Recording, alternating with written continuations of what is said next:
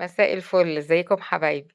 النهارده قُمت من النوم قررت إن أنا أعمل كيكة البرتقان العظمة اللي أنتم شايفينها ديّة، عملتها بسرعة، بسرعة ما خدتش منّي وقت خالص. أول حاجة جِبت بولة يعني أنا بُصّوا، يعني أنا عملتها في الair fryer.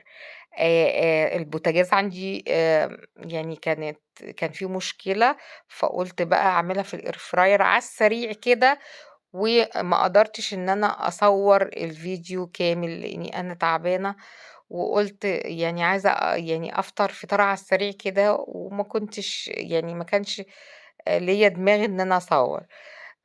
هاقول لكم الوصفة على السريع.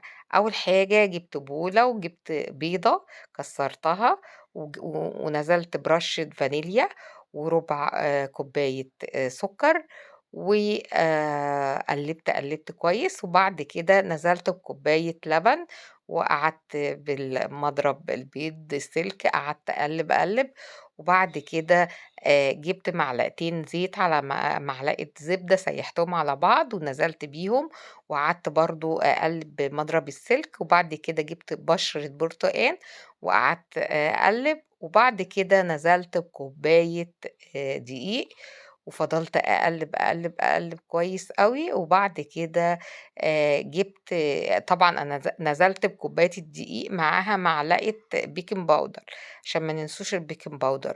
وقلّبت كل الخليط القمر دهوّة مع بعض، وبعد كده جِبت الصينية الأمورة الجميلة اللي أنتم شُفتوها ديّة، دهنتها يعني بربع معلقة سمنة كده، وبعد كده نزّلت الخليط في الصينية وضبّطت الair fryer على 160 وممكن 170، يعني يا 160 يا 170 ده ينفع وده ينفع.